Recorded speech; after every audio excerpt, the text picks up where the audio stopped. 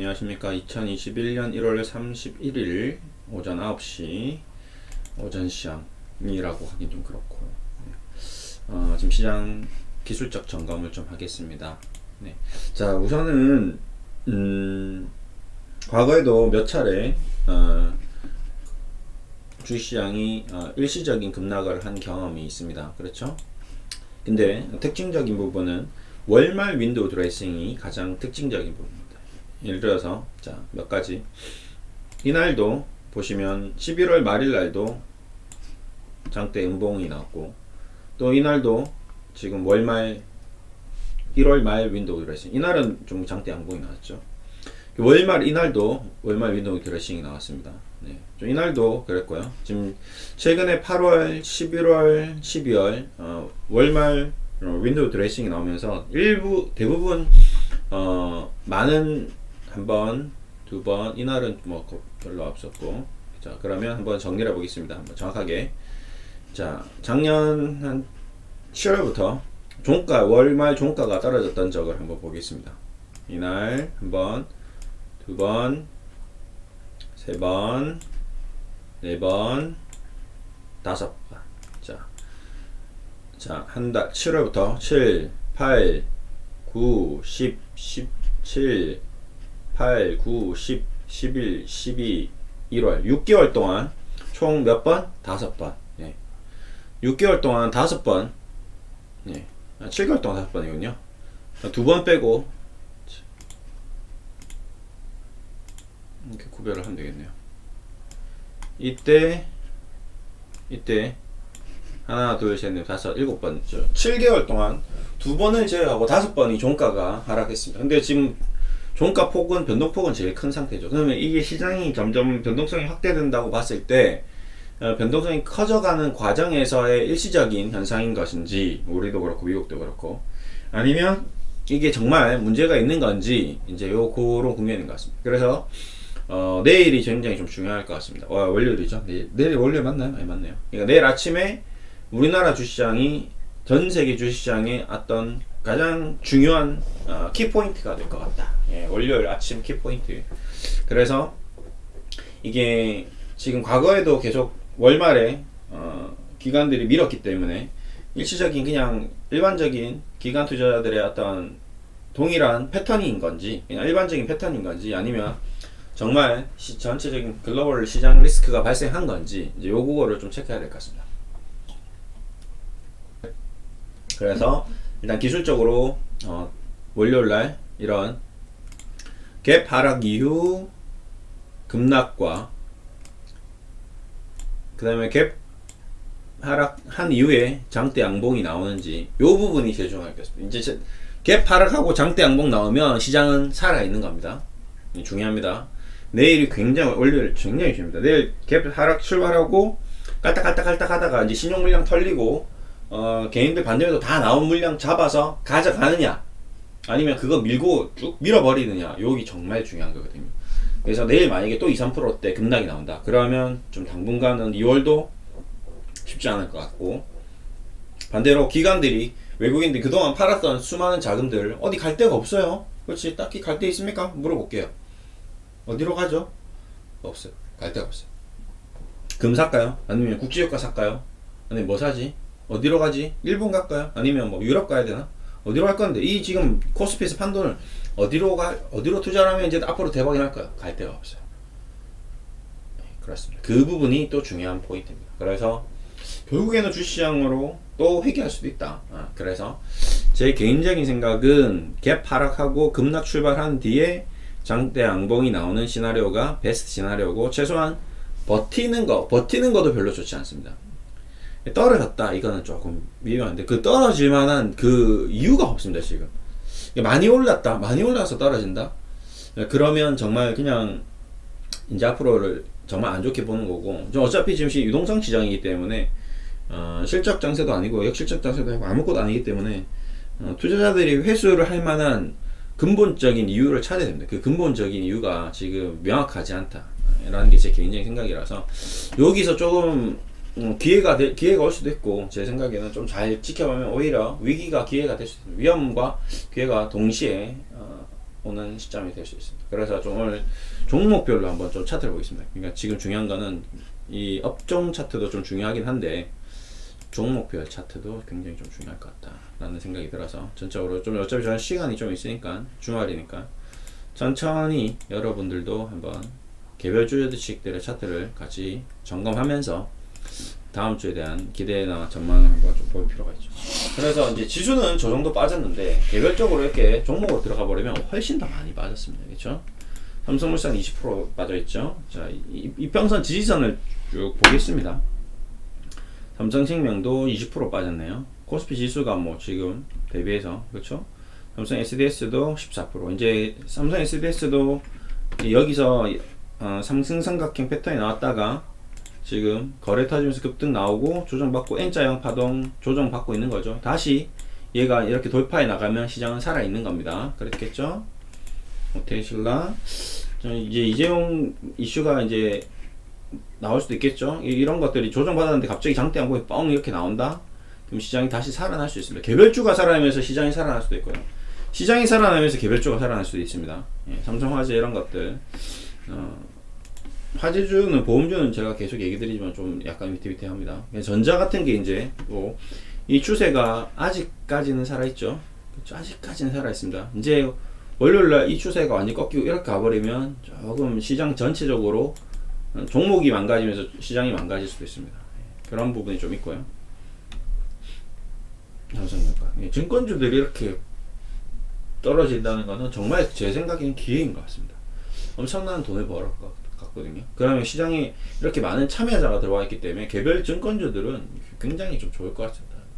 이 장대 양봉이 크게 좀 떨어지네요. 이런 것들이 하나하나가. 삼성그룹주들이 시장에서 지금 굉장히 민감하게 반응하고 있다는 게 조금 다소. 근데 지금 작년에도 이런 현상이 많았습니다. 이제 월말에 삼성전자, 삼성그룹주를 가지고 주가를 흔들면서 SK그룹주의 변동성은 좀 약하죠. 이 보세요. 되게 약합니다. 그러니까 시가총액이 낮은 아이들에 대해서는 좀 약하고, 예, SK이노베이션 실적 뭐 적자 발표했는데도 뭐 아랑곳하지 않고 2차전지 테마 쪽만 지금 살아있는 그런 움직임입니다. SK네트워크스 이제 장대 양봉 나오고 보자. 보세요. 자, SK네트워크스 또 기회가 올 수 있습니다. 자, 급등 나오고 조정 받아서 여기서 매집을 해야 되는데 매집이 나오다가 갑자기 종가 급등 나오고 다시 다 빠졌어요. 이제 변동성이 터졌습니다. SK네트워크스 이런 아이들이 다시 또 이렇게 치고 나가면 또 시장이 살아날 수 있습니다. 개별주들이 살아나면서 종목이 살아날 수도 있겠다라는 생각이 좀 드네요.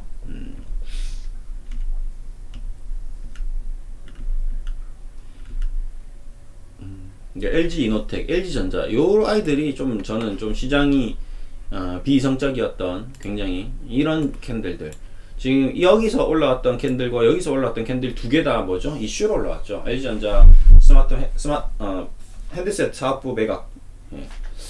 이 말이 안 되죠. 매각한 것도 아니고 매각할 수도 있다. LG전자가 지금 여기서 갑자기 스마트폰 사업을 다 접겠다, 접는다, 접을 수도 있다라는 기대감과 그냥 루머로 이렇게 뜬다는 게 시장이 지금 비이성적인 거랍니다.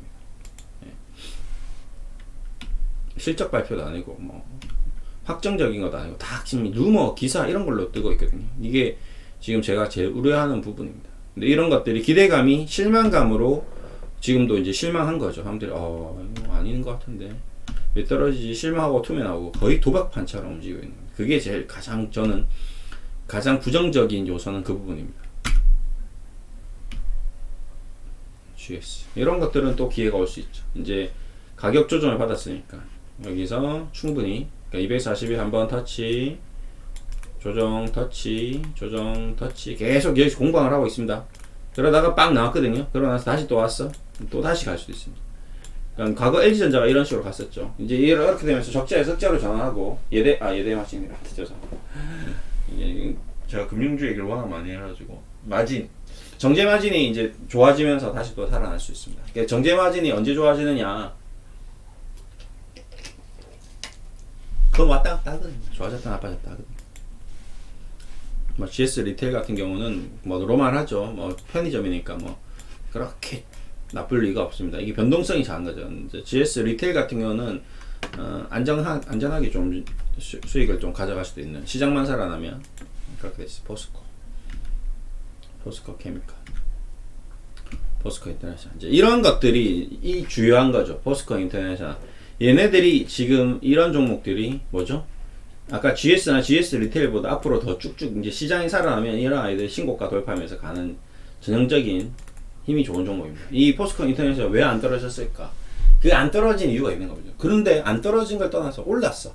왜 올랐을까? 올라간 이유가 있다는 거죠. 뭘까? 실적이든 모멘텀이든 이슈든 뭔가 있다는 겁니다. 기관들이 왜 이렇게 샀을까요? 연기금이 시장에서 그렇게 팔고 있다는데 왜 8조씩 팔았다는데 왜 10만 주나 포스코 인터내셔널 샀을까요? 그 사는 이유가 있다는 겁니다. 실적이 좋든지 아니면 뭐 갑자기 뭔가 계약이 있든지 뭐 하반기부터 실적 모멘텀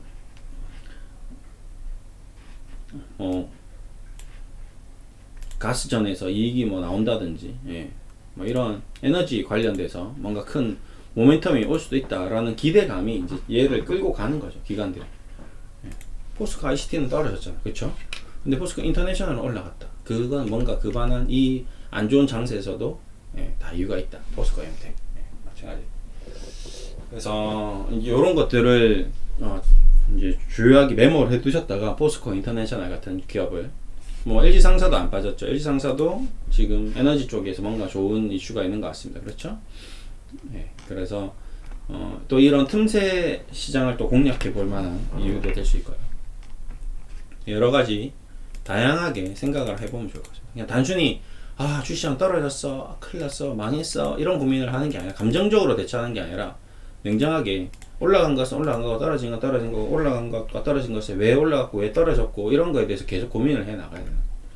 그 고민들이 자꾸 많아지고 깊어지고 반복되고 일정한 패턴이 나오고, 이런 것들을 기억하고 그 기억한 것들을 이용해서 투자하고, 투자했던 거에 대해서 수익도 나고 손실도 나고 경험을 쌓고, 그 경험을 토대로 다시 또 재투자하고, 이런 과정이 계속 이어지면서 투자의 실력이 늘어나는 거죠. 근데 마치 뭐 10분, 20분 만에 주식 투자에 중수가 된다? 말 같지도 않은 얘기죠. 그 사람이 나쁘다는 게 아닙니다. 그 사람이 거짓말을 한다는 게 아닙니다. 그런 팁을 자기가 봤을 때 자기가 노하우를 여러분들한테 가르쳐 드리는 거는 맞는데, 그 노하우를 쉽게 말해서 축구 슈팅 무회전킥을 할 수 있는 노하우를 가르쳐 준다고 해서 그게 과연 그 사람이 이론적으로 배운다고 되나요? 안 되죠. 박찬호가 야구공을 150km 던질 수 있는 노하우를 유튜브에서 가르쳐 줬습니다. 그게 뭐죠? 여러분들한테 150km를 던질 수 있는 방법을 가르쳐 주지만 던질 수는 없습니다. 그렇죠? 여러분이 중수가 될 수 있는 노하우를 가르쳐 줄 수 있지만, 저도 여러분들께 지금 이런 차트 보는 법을 계속 얘기하고 있지만, 여러분이 차트를 보는 것과 제가 차트를 보는 것은 다르죠. 왜? 저는 15년, 17년이라는 주식 투자의 경험이 있으니까요.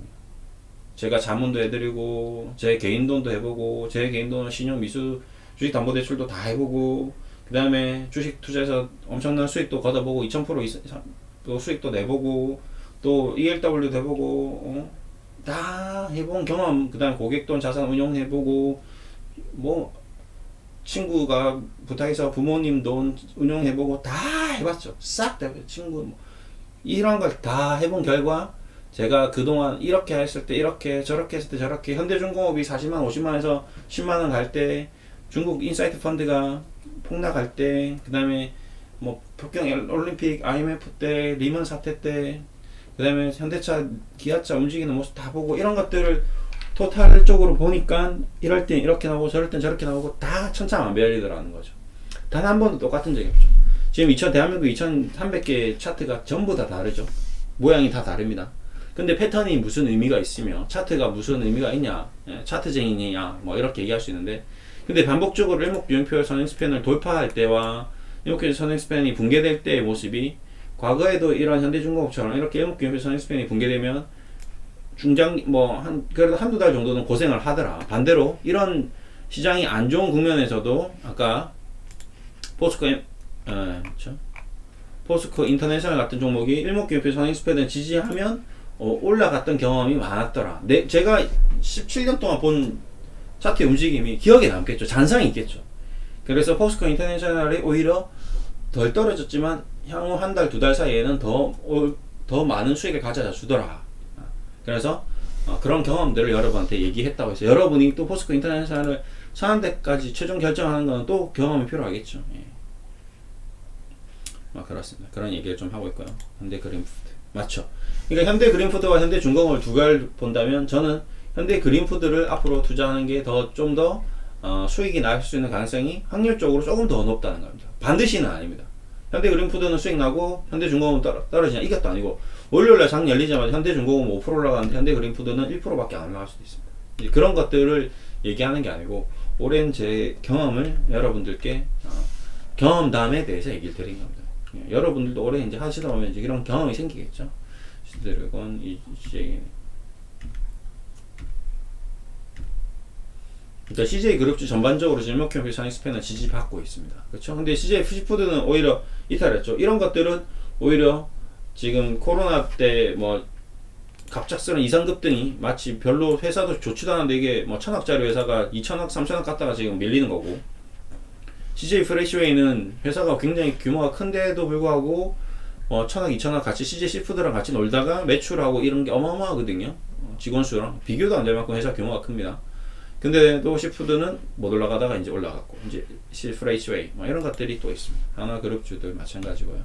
말도 안 되게 작년, 재작년 급락했다가 또 올해는 또 미친듯이 올라가고 하나 에어로스페이스는 스트라이크 아이 인수했다고 해서 또 난리치고 불과 한 달 만에 뭐 거의 2배 가까이 올라갔죠. 25,000원대에서 45,000원까지. 주식이 이렇게 웃긴 투기적인 모습도 있는 겁니다. 그래서 롯데 그룹주들, 신세계 그룹주들, 이제 신세계 인터내셔널을 볼까요? 그래도 일목표현 선익스팬 위에서 놀고 있잖아요. 그러니까 이런 위에서 놀고 있는 아이들이 나중에 한 달, 두 달, 세 달 지나서 보면 또 시세를 주더라 라는 것 오늘 그런 얘기를 좀 드리고, 그러니까 시장이 완전히 망가지지는 않을 겁니다. 그렇겠죠? 여러분도 생각하지만 뭐 2800을 갈 수도 있고 2700을 갈 수도 있습니다. 그런데 이게 2000을 간다라고 생각하기엔 조금 무리가 있겠죠? 그래서 2800 갔다가 다시 3300 다시 올라간다면 그때 3300일 때 지금 일목표현 선익스팬 위에 있는 아이들이 오히려 더 큰 수익을 줄 수 있는 가능성이 높다라는 얘기를 좀 드리고, 그런 기업들을 잘 눈여겨보시면 좀 도움이 되실 것 같다. 금융주들은 조금 시간이 좀 걸릴 수 있겠지만 그래도 증권주 위주로 좀 집중을 해야 될 것 같고요. 은행보다는 증권 쪽, 보험보다도 증권 쪽, 금융주는 증권 쪽에 집중하면 좋을 것 같습니다. 오늘도 전반적인 좀 얘기를 좀 드려서 뭐 여러분들에게 조금이라도 도움이 될까, 참고가 될까 싶어서 한 거고요. 여러분이 이 내용을 같이 공부를 하되 제가 드린 얘기를 무조건 이렇게 된다라고 생각하시면 절대 안 됩니다. 단정적인 수는 없습니다, 주식은. 그래서 이 제 방송 내용조차도 참고사항으로 메모를 하고 분석을 하고 연구를 할 대상이 되는 거지, 덮어놓고 포스코 인터내셔널 사면 대박 나겠구나 이게 아닙니다. GS는 앞으로 수익이 안 나겠구나 이게 아닙니다. 또 회사마다 갑작스러운 변수가 생기죠. 제가 모든 대한민국 기업을 다 분석하고 다 이익실적 다 체크하고 앞으로 일어날 이익에 대해서 다 계산하고 그렇게 할 수 있을까요? 없죠. 혹시 그렇게 할 수 있는 사람이 혹시 아시는 분 있나요? 없죠. 펀드 매니저들도 안 되고요. 애널리스트도 겨우 한 종목 듭답 하는데도 그거 분석이 제대로 안 되고 가격 예측이 안 됩니다. 그렇죠? 대한민국에 수많은 애널리스트들이 가격 예측을 한다면 그 중에 한 명 정도는, 그렇죠? 뭐 서울대 나오고 카이스트 나온 정말 똑똑한 사람이 한 명 정도는 삼성전자의 주가를 예측할 수 있어야 되지 않을까요? 근데 못 하잖아요. 그렇죠? 삼성전자 어제 저렇게 폭락할 거라고 예측하고 애널리스트 보고서 쓴 사람 본 적 있나요? 없죠. 그렇죠. 카이스트 나오고 삼성전자만 10년 동안 공부했던 사람이 삼성전자 주가를 예측할 수 있나요? 예측할 수 없습니다. 그럼 삼성전자 이재용 회장이 지금 삼성전자는 앞으로 떨어질 거라고 얘기할 수 있을까요? 없어요. 그렇죠? 계속 투자를 하고 기업을 키우고 있는 거죠. 그래서 주식 가격을 예측하려고 하지 마시고 그 기업에 대한 공부를 하시고 투자를 하시고 시장 전체적인 흐름을 읽으시고 내가 어떻게 투자해야 돼, 내 자산을 관리하시고 자기 관리하시고 포트폴리오 구성하시고 분산 투자하시고 분할 매매하시고 이렇게만 하시면 주식 투자를 안전하게 성공적으로 이끌어 나갈 수 있습니다. 근데 그렇게 하지 않으시면 주식 투자가 투기가 되고 불안해지고 위험해지고 전혀 관리 안 되고 그로 인해서 자신의 삶도 망가지고 자신의 인생 자체가 뒤죽박죽 되는 그런 불미스러운 일이 생길 수 있습니다. 그렇게 절대 되면 안 되고요. 돈이 전부가 아닙니다. 인생의 전부가 아니에요. 돈이 10억이 있든 100억이 있든 그 돈이 인생의 자신의 삶의 모든 것이 아니에요. 돈은 부수적인 거죠. 자신의 삶을 조금 더 윤택하고 편안하게 해줄 수 있는 도구이지 그 도구가 주가 되어서는 안 됩니다. 여러분의 삶 자체가 중요한 겁니다. 짜장면 한 그릇만 먹어도 행복하게 지낼 수 있어요. 옷 명품 옷 입느냐? 뭐 나는 뭐 루이비통 옷 머리끝부터 발끝까지만 행복하고 뭐 그냥 이마트에 파는 옷 머리부터 발끝까지 입으면 불행합니까? 그런 건 아니거든요. 그냥 옷 따뜻하고 춥지 않고 집이 있고 쉴 곳이 있고 가족이 있으면 그게 행복일 수도 있습니다. 여러분이 지금 하고 있는 투자가 투기인지 투자인지 잘 고민을 해보시고 지금까지 투기를 했다면 투자로 빨리 전향을 하시고 지금까지 투자를 하고 있는데도 힘들다면 좀 그 투자의 방향을 좀 안전한 방향 쪽으로 옮기시면 어떨까 라는 생각을 하면서 마무리하겠습니다. 감사합니다.